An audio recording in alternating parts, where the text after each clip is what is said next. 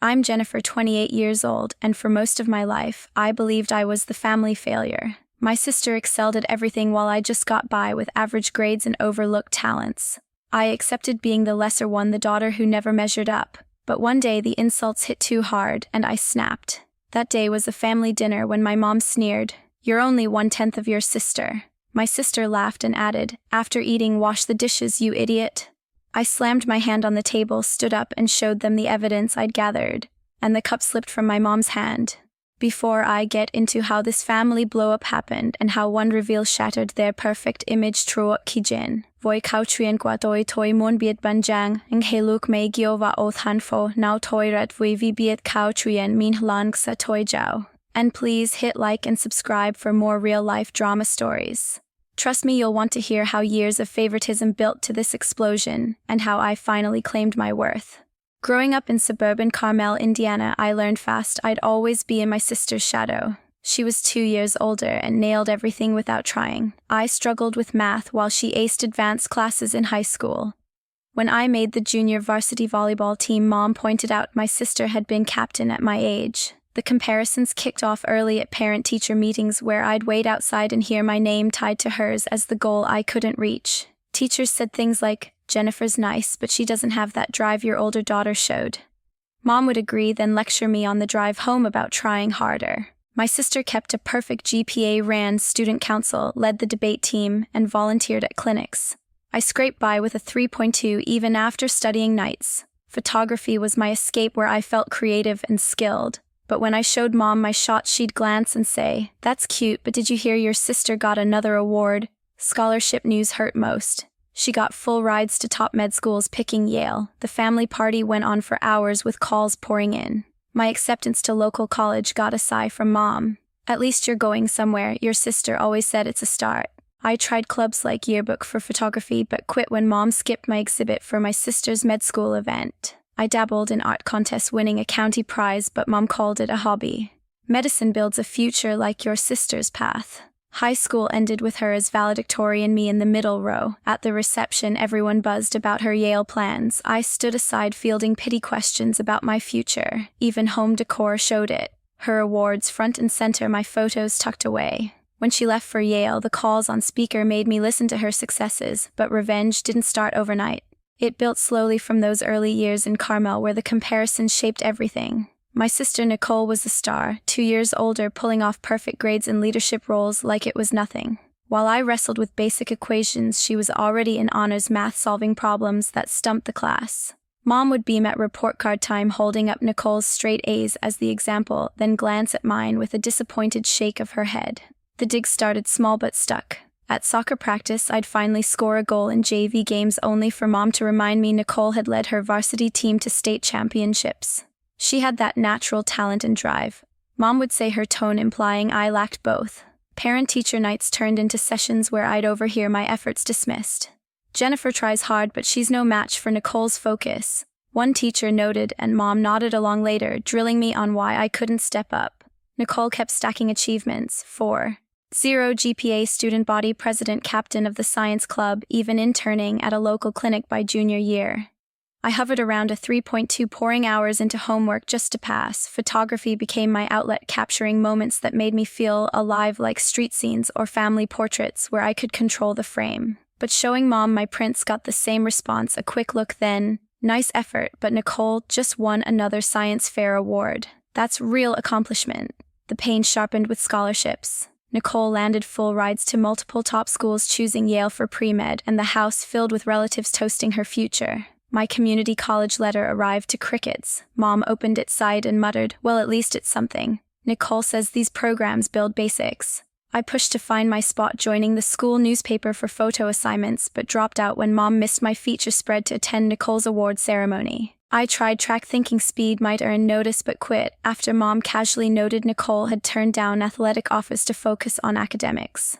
Even my photo wins got twisted. A local contest, first place for a landscape shot, drew Mom's lukewarm. "Hobbies are fun, but Nicole's med track will open doors." Graduation sealed it. Nicole's valedictorian speech drew cheers while I blended into the crowd. The after-party revolved around her Yale plans, with me fetching drinks and dodging questions about my plans. Home reflected the divide. Nicole's trophies dominated the living room, her certificates framed prominently. My snapshots ended up in a drawer, but Dad, whose name is Michael, saw things differently in secret. He'd sneak photos of my small wins, a good grade slip or contest entry, and tuck them away in his desk, whispering once, "Keep going, kid," but never out loud to challenge Mom. That hidden support planted a seed, though I didn't know it yet. Nicole wasn't innocent either. She'd act sweet in front of Mom, sharing advice that undercut me, like suggesting I drop photography for practical classes to catch up. Her manipulative side showed early, faking helpfulness to hog praise, like volunteering together but claiming credit for ideas I suggested. It fueled my first revenge fantasies as a teen, imagining exposing her tricks someday. What helped me cope was my photographic memory for injustice. I recalled every slight, every comparison word for word, storing them like mental snapshots. It turned hurt into something sharper, a quiet resolve. The turning point came when I won that county photo prize. Mom's dismissal, not like Nicole's scholarships, didn't just sting. It sparked my decision to start noting everything, jotting details in a hidden journal. Those childhood scars weren't just wounds anymore. They were becoming tools for what came later. Childhood scars turned into adult weapons. Those childhood scars fueled my drive as an adult, but the comparisons only got sharper. By my early 20s in Carmel, Indiana, my sister Nicole had graduated. Yale, landed a high-paying pediatrician job, and was engaged to Matthew, a software engineer pulling six figures. Her life screamed success: big house, fancy car, and a diamond ring that caught every light. I was hustling as a freelance photographer, shooting weddings and local events, building a small but steady client base. Mom called it snapping pictures for pocket change, her tone dripping with dismissal. Nicole's career trajectory kept climbing. She joined a top clinic, her name popping up in local news for community health initiatives. Mom would clip those articles, pinning them to the fridge like trophies. Meanwhile, I landed a contract for a restaurant's marketing campaign, my biggest yet, but when I told Mom, she barely looked up from her coffee. "That's nice, dear. Did you hear Nicole's leading a new program at work?" The contrast stung her. Praise for Nicole's every move, my work reduced to a side hustle. My dating life took hits too. I met Tyler, my boyfriend, a high school teacher with a knack for music. He was kind, grounded, and believed in my photography, pushing me to take bolder shots. But Mom sized him up against Matthew. "He seems sweet, Jennifer, but Nicole's fiancé has a real career, stable, prestigious." Her words echoed the same judgment from my teen years, now aimed at my relationships. Tyler didn't care about status, but Mom's comments planted doubts, making me question if I was settling. Nicole wasn't above it either. She'd smile at family gatherings, tossing out backhanded tips like, "Photography's cute, but you should learn coding like Matthew to get ahead." Her fake sweetness hid a knack for steering conversations to her wins, ensuring Mom's focus stayed on her. I started noticing her tricks more, how she'd nudge Mom to praise her new car or charity work, sidelining anything I shared. The resentment grew at Nicole's 30th birthday party, a lavish event Mom planned down to the last detail, catered food, rented venue, 50 guests. I helped set up, adjusting lights and snapping candid shots for free, but Mom barely acknowledged it. "Make sure the tables look perfect for Nicole's big day," she instructed, as if my work was just a favor. During toast, relatives like Uncle Andrew gushed over Nicole's doctor status and Matthew's tech success. I stood in the back, clapping, politely invisible again. That night, Matthew pulled me aside while I packed up my camera. "Jennifer, your photos capture souls. Nicole just poses for the spotlight," he said quietly, his eyes genuine. The compliment caught me off guard, a rare moment of validation, but it also sparked unease. I saw Nicole glance our way, her smile tightening. She didn't like Matthew noticing me, and later she made a point to tell Mom I'd been chatting up her fiancé, twisting it into something petty. Mom bought it, commenting the next day, "Focus on your own life, not Nicole's." That party shifted something. I wasn't just hurt anymore, I was angry. My photography wasn't just art, it became a tool. I started documenting family dynamics, snapping subtle shots at gatherings, Nicole's fake smiles, Mom's dismissive glances. Tyler noticed my shift and encouraged it, suggesting I keep a notebook too. "You're building a case," he said, half joking, but it stuck. I jotted down every slight, every comparison, turning my lens into a weapon for truth. Tyler's support gave me confidence to push my career. I took evening classes in digital editing, sharpening my skills to land bigger clients. When I shared a new portfolio with Mom, she brushed it off. "Nicole's saving lives, Jennifer. Pictures are nice, but they don't compare." The dismissal hurt, but it fueled my resolve. I kept shooting, kept noting, kept building evidence of how they saw me. Family dinners grew tougher. Nicole would dominate, sharing stories of her latest cases or Matthew's tech projects while Mom hung on every word. I'd mention a new client like a local gallery and get a distracted nod. Nicole makes time for family despite her busy schedule. Mom would say if I missed a gathering for a shoot. The gap between their view of me and reality widened, and my notebook filled with proof dates, quotes, moments where I was erased. Uncle Andrew saw it too. Once after a dinner where Mom praised Nicole's new office, he pulled me aside. "I've watched this for years, Jennifer. You deserve better." His words were quiet but heavy, a confirmation I wasn't imagining the unfairness. I didn't know then how his voice would matter later, but it strengthened my resolve to keep documenting. My photography skills were sharpening, not just for art but for capturing truth. Every shot, every note was a step toward proving my worth. The opportunity to finally show them was coming. The opportunity to prove myself hit when everything fell apart. Just days after I landed my biggest photography contract, a full rebrand for a Midwest hotel chain, Dad, whose name is Michael, got into a car accident. He was rear-ended on his way to the store. He managed, leaving him in the hospital with a broken leg and a long recovery. The news came while I was editing photos, Mom's voice frantic on the phone. "Your dad's hurt bad, Jennifer. Get here now."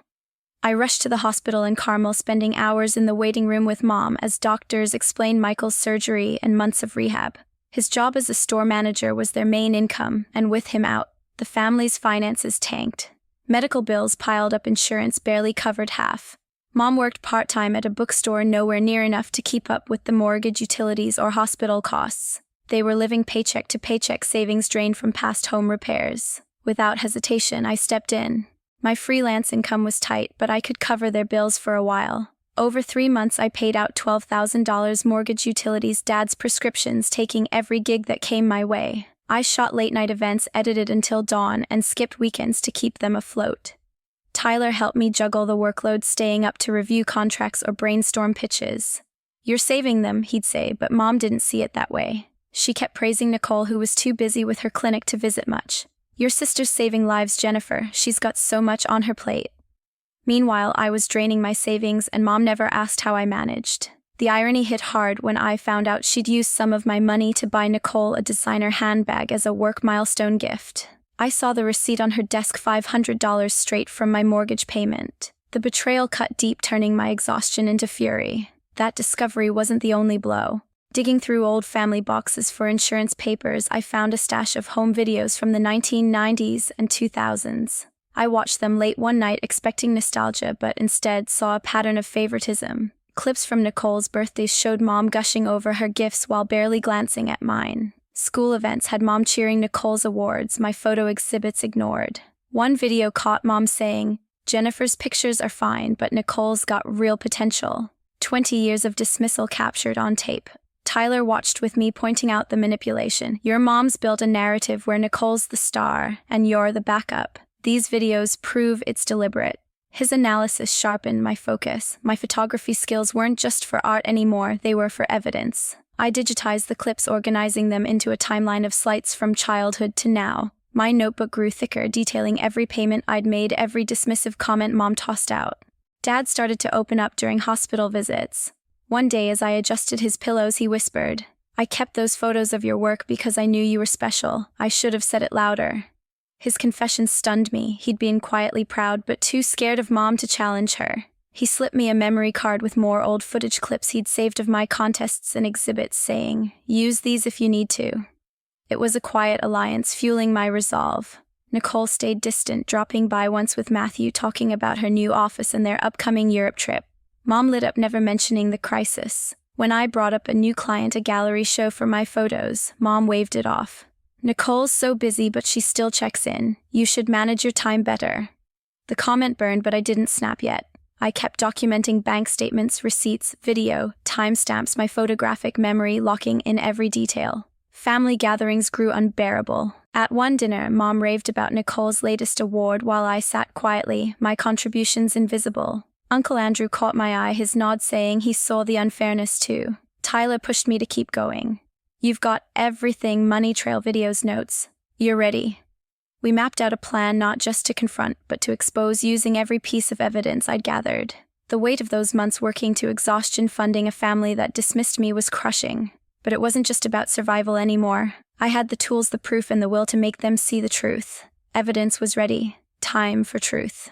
The truth was ready, and the family dinner that Sunday in Carmel became the stage. Mom had set the table with her best dishes, treating it like a celebration for Nicole's latest milestone, a promotion to head pediatrician at her clinic. Nicole sat at the head, Matthew beside her, glowing with pride as Mom recounted her achievements to Uncle Andrew and a few cousins. I sat across picking at my food, my phone loaded with evidence tucked in my pocket. Tyler squeezed my hand under the table, his nod saying it was time. Nicole launched into her usual spiel, new office, bigger cases, her name in a medical journal. Mom clapped, gushing. That's my girl, always leading the way. I mentioned my recent gallery show, a big step for my photography business. Mom barely glanced over. That's nice, Jennifer. Nicole's been so busy, yet she's here. The dismissal was routine, but it lit the fuse I'd been holding. The air shifted when Mom leaned forward, her voice sharp. Jennifer, you're only 1/10 of your sister. When will you get it together? Nicole laughed, adding, after eating, wash the dishes, you idiot. The words from that night I'd planned for burned, but I was ready. I slammed my hand on the table, the plates rattling. Enough, I said, standing up, my voice steady. Let me show you something, Mom. I pulled out my phone, opened the banking app, and turned the screen to the table. $12,000, 3 months, mortgage payments, Dad's hospital bills, utilities, all from me. The room went silent. Mom's face froze, her fork midair. I scrolled through statements, each transaction a stab. March mortgage, my money. April prescriptions, my money. Your electricity, my money. Nicole's smile faded, her eyes darting to Matthew. Before they could speak, I swiped to a video I'd compiled from those old tapes. I hit play, my voiceover cutting through, watched the pattern across 20 years. Clips rolled: Nicole's 10th birthday, Mom praising her gifts while ignoring mine. A middle school award ceremony, Mom clapping for Nicole, my photo prize skipped. A family dinner where Mom said, Jennifer's pictures don't compare to Nicole's future. The footage was undeniable, each scene a snapshot of favoritism. Mom's hand shook, the cup slipping from her grip, splashing water across the table. I wasn't done. Matthew, tell them what you told me at Nicole's party, I said, locking eyes with him. He hesitated, then admitted. I said Jennifer's photos capture souls, Nicole just poses for the spotlight. Nicole's jaw dropped, her face reddening. Matthew looked away, guilt flickering. I turned back to Mom. And that designer handbag you gave Nicole, $500 from my mortgage payment. You lied about where my money went. Mom stammered. Jennifer, I didn't, but I cut her off. You did. You built a story where I'm nothing and Nicole's everything while I kept this family afloat. Nicole tried to interrupt, you're overreacting. But her voice cracked, no longer smug. I kept going. You didn't even know about Dad's bills, did you? Too busy planning your Europe trip? Dad, sitting quietly until now, spoke up. She's right. Jennifer's been paying for everything, and I've watched you dismiss her for years. His voice was low but firm, his eyes on Mom. I kept her photos because I saw her worth even if you didn't. The cousins shifted uncomfortably, the air heavy. Uncle Andrew nodded slowly. I've seen it too, Jennifer. Every family event you were pushed aside. It wasn't right. The combined weight of it, bank statements, videos, Matthew's words, Dad's confession, Andrew's testimony, hit like a tidal wave. Mom's face paled, her usual control gone. Nicole's confidence crumbled, her eyes darting between me and Matthew, who wouldn't meet her gaze. The cousins whispered, glancing at Mom with new judgment. The facade of our perfect family lay shattered, exposed in front of everyone who'd bought the lie. I stood there, heart pounding but clear. This wasn't just about anger, it was justice. I'd spent years invisible, funding their lives while they sneered. Now they saw me, and it wasn't the weak daughter they'd painted. The truth had landed raw and undeniable, and nothing would be the same. After the explosion, what's left? After that dinner, the fallout was immediate and permanent. I walked out of the house in Carmel that night, my heart pounding but lighter than it had been in years. I blocked Mom and Nicole's numbers, cutting contact completely. No more calls, no more dinners, no more chances for them to diminish me. Tyler drove me home, his quiet support steadying me. You did what you had to, he said. And for the first time I felt free. The weeks that followed proved I'd made the right call. My photography business exploded, clients reached out after hearing about my stand, drawn to the story of a woman who demanded her worth. A local magazine featured my gallery show, calling my work raw and honest. New contracts rolled in from corporate events to art commissions, pushing my income past what I'd ever dreamed. I hired an assistant to handle the overflow, leaving my day job behind to focus fully on my passion. The $12,000 I'd sacrificed for mom and dad's bills became a badge of strength, not a loss. Tyler stood by me, his encouragement unwavering. We moved in together, building a life rooted in mutual respect, not comparison. He'd play his guitar at night while I edited photos, both of us dreaming bigger without mom's voice in my head. Dad reached out quietly a month later, his call catching me off guard. "Jennifer, I'm proud of you," he said, his voice thick. I should have stood up sooner. He'd started speaking up to mom, even moved to a spare room to distance himself from her denial. His support, late but real, helped me heal without pulling me back into their world. Nicole's perfect life started cracking. Matthew called me 2 months after the dinner, his tone heavy. "I've been blind to your family's cruelty," he said. "Nicole's not who I thought." He'd questioned their relationship, rattled by my reveal of her manipulation and mom's lies. Their engagement wobbled, social media posts stopped, and cousins whispered about tension at their last event. Nicole's facade of the golden child couldn't hold up once the truth spread. Mom faced her own consequences. Relatives like Uncle Andrew pulled back, no longer inviting her to gatherings after seeing the videos and hearing my story. Her scrapbook of Nicole's clippings sat untouched, her pride in the perfect daughter, now a lonely obsession. She sent me a letter a few months later, her handwriting shaky. "Jennifer, I didn't realize how much you did. I'm sorry." But it was too late. Her words felt hollow after years of sneers. I didn't reply. Nicole tried harder to reach me, leaving a voicemail 6 months later. "We can fix this, sis," she said, her voice desperate, almost pleading. I didn't know how bad it was, but I knew she'd seen the crisis and chosen her spotlight over helping. My response was simple, sent via text. "Too late. I've moved on."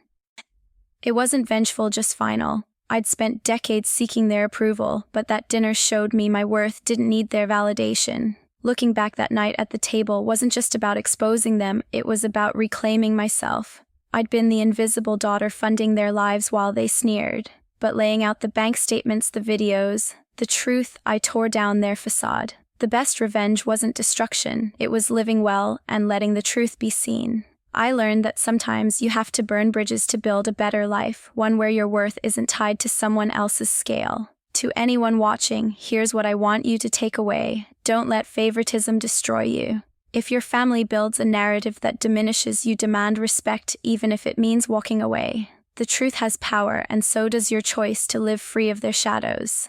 Exposing their lies gave me clarity, not just about them, but about who I am. I stopped chasing approval and started building a life that reflects my value. You can too. Set boundaries, hold your ground, and don't let anyone make you feel like 1/10 of someone else. Thank you for listening to my story. It's been a journey, and sharing it feels like closing a chapter. If you've ever faced favoritism or fought to be seen, drop your story in the comments. I'd love to hear it. Please like, share, and subscribe for more real-life drama like this. Your support means the world, and I hope my story inspires you to claim your own worth, no matter who tries to dim it.